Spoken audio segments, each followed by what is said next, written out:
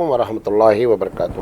الحمدللہ رب العالمین والعاقبۃ للمتقین والصلاۃ والسلام علی رسولہ الکریم۔ محترم حضرات، ہم نے طلبہ کے حقوق پر پارٹ 1 آپ کے سامنے پیش کیا۔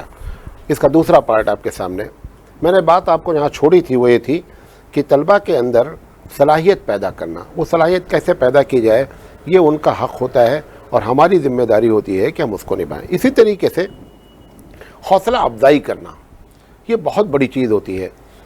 طالب علم کے ساتھ اگر نگیٹو ریمارک لکھنا آپ نے شروع کر دیا ہے تو سمجھ جائیے کہ آپ نے طالب علم کی صلاحیت کو روزانہ ڈاؤن کرنا شروع کر دیا۔ جو کمی بھی ہے آپ اس کو بھی مثبت انداز میں اس کے ریمارک پاس کریں۔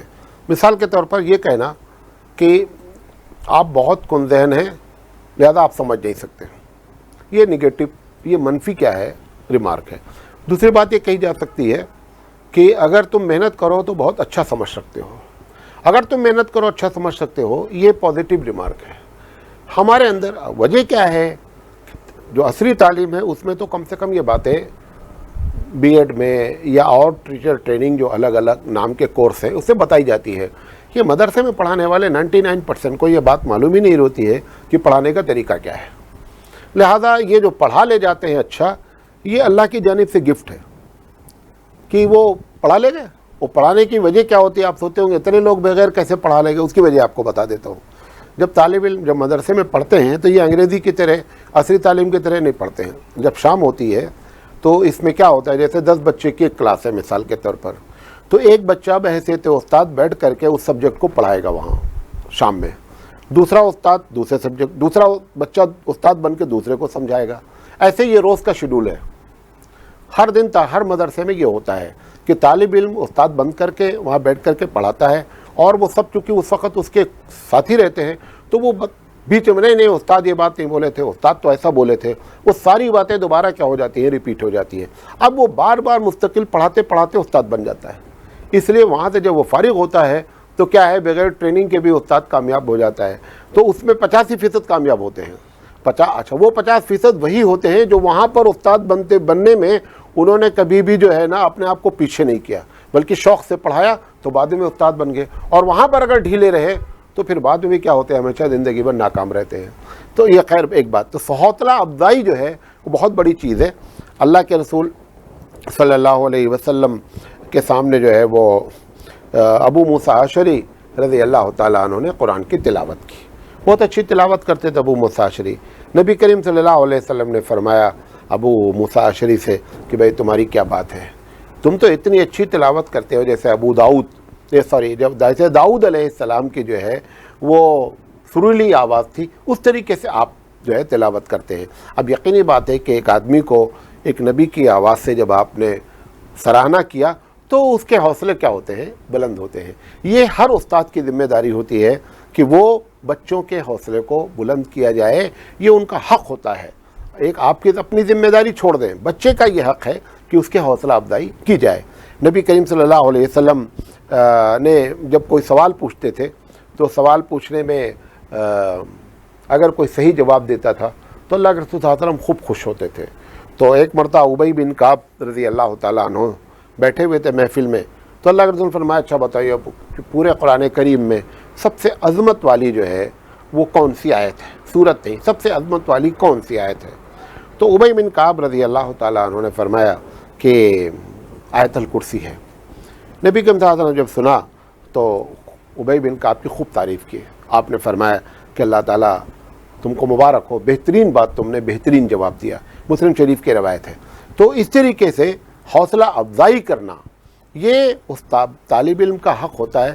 چھوٹا سے چھوٹا بچہ بھی جب کوئی کام کرتا ہے، آپ دیکھیں گھر میں آپ کے بچے ہوتے ہیں ڈرائنگ کرتے ہیں، اگر ڈرائنگ، حالانکہ ڈرائنگ اچھی نہیں ہوتی ہے، عجیب طریقے سے کلر کر کے لاتے ہیں، وہ امی کو دکھلاتے ہیں، ابو کو دکھلاتے ہیں، کبھی بڑی بہن کو دکھلاتے ہیں، اس وقت وہ چاہتے کیا ہے کہ کہا جائے کہ اس سے بہتر تو ڈرائنگ کی ہی نہیں جا سکتی۔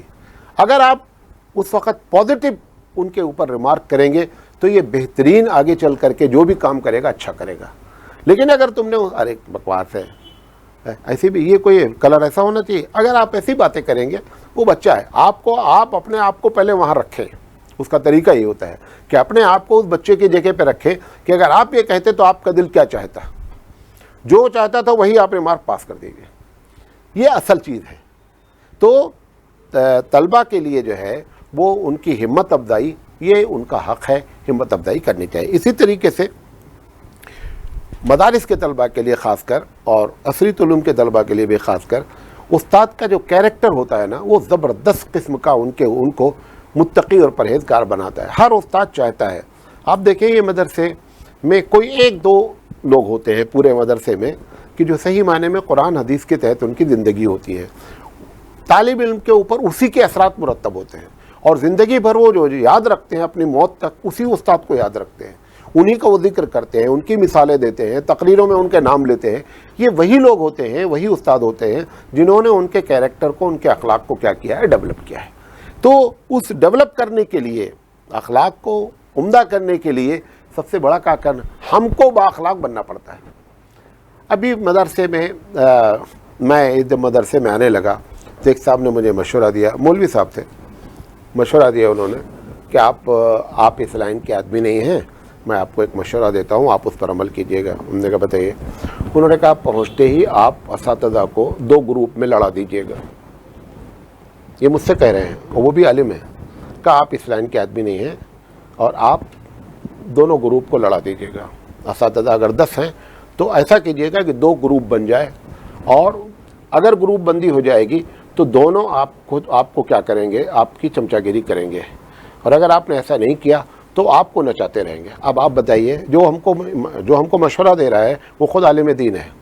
اب اگر ایسا شخص کسی مدرسے کا ذمہ دار ہو گیا یا کہیں استاد بن گیا، وہ کیا کرے گا، بیڑا کر دے گا. ہاں مشورہ دینا چاہیے تھا کہ اگر وہاں آپس سے پھوٹ بھی ہو تو بھی آپ کیا کریں، دونوں کو ملا کر کے چلیں. وہ کہہ رہے ہیں کہ آپ میری بات کو سیریس لیجئے گا. میں کوئی ایسے نہیں کہہ رہا ہوں، بہت تجربے سے میں یہ بات کہہ رہا ہوں. حالانکہ ان کو کوئی خاص تجربہ کچھ بھی نہیں تھا. انہوں نے جیسا سنا تھا، ان کو بھی کسی استاد نے بات بتائی ہوگی تبھی ان کو یہ بات معلوم ہوئی. اللہ کے رسول صلی اللہ علیہ وسلم نے اپنے صحابہ کے بارے میں کیا فرمایا.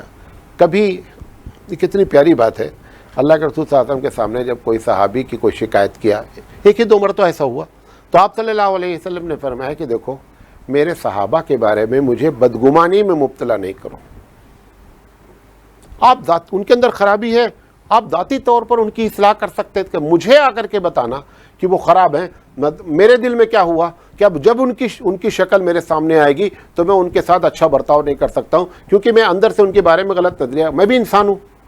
یہ اتنی پیاری بات ہے. اب آپ ہوتا کیا ہے، مدارس میں ہے، کالج میں گروپ بندیاں ہوتی ہیں، کالج میں مدارس میں گروپ بندیاں ہوتی ہیں. استاد بچے کو CID بناتا ہے، لوگوں کی بچوں کی جو ہے وہ نقل حرکت، استاد کے بارے میں آ کر کے شکایت کرنا. یہ جو چیزیں ہیں اس وقت تو وہ طالب علم کیا ہے، بیچارہ میچور نہیں ہے، اسے نہیں سمجھ میں آ رہا کہ یہ ہماری زندگی سے کھیلا جا رہا ہے. وہ ان کی شکایت ان کو لا کر کرتا تھا، ان کی بات ان کو لا کر کے بتاتا ہے، جاسوسی کرتا ہے. جب وہ فارغ ہو جاتا ہے اور ناکام ہو جاتا ہے تب ان کو گالی دیتا ہے کہ ان کی وجہ سے میرا اس قسم کا اخلاق کیا ہوا، ڈیولپ ہوا. یہ اسلامی طریقہ نہیں ہے. یہ طلبہ کو متقی اور پرہیزگار بنانے کا جو آپ کا پلان ہے، یہ ایک دم نہیں ہو سکتا ہے. اس کا بہترین طریقہ یہ ہے کہ خود شرعی لحاظ سے ہم کیا کریں کہ ہم اساتذہ اخلاقی لحاظ سے، اسلامی لحاظ سے ہم اپنی زندگی ڈالیں. اسی کے اثرات کیا ہوں گے، ان کے اوپر مرتب ہوں گے. اور اگر ایسا نہیں کیا گیا تو نتیجہ کیا نکلے گا. کبھی کبھی کیا ہوتا ہے، میں یہی اپنے ایک استاد کے بارے میں بتاؤں، ہمارے یہاں سارے سبجیکٹ کے علاوہ 10 نمبر اخلاق کے ہوتے ہیں. ہر استاد کو دیا جاتا ہے کہ آپ وہ چاہے اس کو پڑھا رہے ہو نہیں پڑھا رہے ہوں، آپ ان کو اخلاق میں کتنا نمبر دیتے ہیں. تو جس کا جو سمجھتا ہے کہ یہ طالب علم ایسا ہے، کوئی 5 دیتا ہے، کوئی 7 دیتا ہے، کوئی 8 دیتا ہے، کوئی 9 دیتا ہے، کوئی 10 بھی دے دیتا ہے کہ بہت اچھا ہے اس کی نگاہ میں. ایک صاحب نے ایک بہت اچھے طالب علم کو جس کو سب نے اچھا نمبر دیا تھا، ان کو انہوں نے 1 نمبر دیا. میں نے اچھا وہ ایسا طالب علم تھا کہ ایک دم اللہ کی گائے، اخلاقی تعلیم میں بھی بہت اچھا نہیں تھا، لیکن اخلاقی لحاظ سے وہ ایک الگ ٹاپک ہے، یہ ایک الگ ٹاپک ہے. ہم نے اخلاقی لحاظ سے 10 نمبر رکھا ہے. آپ اس لحاظ کو خالامہ تک کو وہ پیپر دیا جاتا ہے کہ آپ کے ساتھ اس کا برتاؤ کیسے ہے. پیون کو دیا جاتا ہے کہ آپ کے ساتھ اس کا برتاؤ کیسے ہے. محتمم سے لے کر کے نیچے تک سارے اسٹاف کو دیا جاتا ہے کہ آپ ان کو سال کے آخر میں نمبر دیجیے، اور اگر اس میں بچہ فیل ہو جاتا ہے تو آپ سارے سبجیکٹ میں پاس بھی ہوں تو آپ کو کلاس میں پاس نہیں مانا جائے گا، کیونکہ ہمارا مقصد ہی تھا کہ اخلاق میں آپ کو بلند بنانا۔ اگر آپ اخلاق میں فیل ہو گئے تو آپ بخاری میں 100 نمبر لیے تو فائدہ کیا ہمارے لیے؟ کچھ بھی فائدہ نہیں ہے۔ آپ نے علم تھوڑا حاصل کیا، آپ نے نالج حاصل کی ہے۔ تو انہوں نے جب 1 نمبر دیا تو میں نے ان سے پوچھا کہ آپ نے مجھے بہت برا لگا، حالانکہ ان کا حق تھا بھائی 1 نمبر دے دو، 0 دے دو، لیکن میری ذمہ داری تھی ایسے ذمہ دار کے، میں نے پوچھا آپ نے اس کو 1 نمبر کیوں دیا، وجہ کیا ہے اس کے پیچھے؟ ہم نے کہا اگر کوئی بہت بری بات اخلاق کی آپ کے پاس ہے تو آپ بتائیں، ہو سکتا ہے ہم اندھیرے میں ہوں اور یہ بہت بد اخلاق بچہ ہو۔ تو انہوں نے اپنی ایک ذاتی بات بتائی کہ میری ایک فلاں چیز تھی اس نے نہیں کیا۔ انہوں نے اس بدلے کی بھاونا سے اس میں سے نمبر کیا کر دیا، اس کو اٹھا کر کے 1 نمبر دے دیا۔ یہ استاد کی شانی نہیں ہے۔ 2 چیزیں، حسد استاد میں اور باپ میں کبھی نہیں ہوتا ہے۔ اگر حسد آ جائے بیٹے کے لیے اور استاد کے دل میں طالب علم کے لیے، اس کا مطلب نہ یہ استاد ہے نہ وہ صحیح باپ ہے۔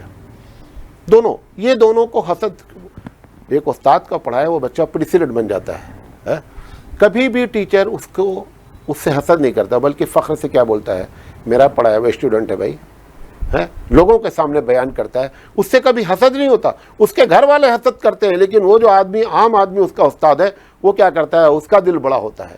لہذا استاد کے اندر بدلے کی بھاونا، جاسوسی کرانا، طلبہ کے آپس میں غیبت کرانا، اس چیزوں سے طلبہ کبھی متقی نہیں بن سکتے ہیں۔ اور جو آپ دیکھ رہے ہیں کہ علماء کا ایک بڑا طبقہ، مجھے نہیں کہنا چاہیے کہ کام کے لوگ نہیں نکل رہے ہیں۔ پچھلے 50 سال میں جتنے مدرسے قائم ہوئے ہیں کبھی نہیں قائم ہوئے، اس 50 سال میں جتنے مدرسے قائم ہوئے کبھی نہیں قائم ہوئے، جب سے بھارت بنا ہے تب سے نہیں قائم ہوئے ہیں۔ لیکن اس 50 سال کے اندر اتنے مدارس نے کیا کیریکٹر ڈیولپ کیا ہے، ساری برائیاں۔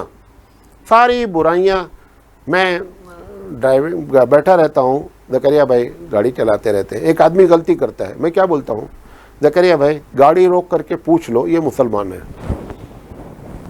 یہ جو غلطی کیا ہوا ہے یہ مسلمان ہے، یہ ان کو کسی قسم کی کوئی تربیت نہیں ہے۔ سوال یہ ہے کہ کر کیا رہے ہیں؟ وجہ یہ ہے کہ ہم جہاں سے پڑھ کر کے آئے ہیں ہماری تربیت نہیں ہوئی ہے۔ لہذا ہم متقی لوگ کیسے بنا سکتے ہیں؟ جب ہم خود متقی نہیں ہیں تو ہم کسی دوسرے شخص کو متقی نہیں بنا سکتے۔ یہ ان کا حق ہے طلبہ کا کہ ان کو متقی اور پرہیزگار بنایا جائے۔ یہ تو ذمہ داری تھی استاد کے اوپر۔ 3 باتیں میں نے بتائی، وہ بھی دونوں ختم۔ مدرسے پر ذمہ داری، دیکھیں میں ایک بات کہتا ہوں، حالانکہ علماء ہم کو پسند نہیں کرتے ہیں، ایک بڑا طبقہ جو مدرسہ چلا رہا ہے یا مدرسہ نیا کھولنے کا پروگرام بنا رہا ہے، وہ ایک مرتبہ یہ سوچے میں مدرسہ چلانا کیوں چاہتا ہوں، اسی میں جاب کیوں کرنا چاہتا ہوں کہ مدرسہ چلاؤں، میں محتمم بن جاؤں یا اپنے علاقے میں نیا مدرسہ کھولوں۔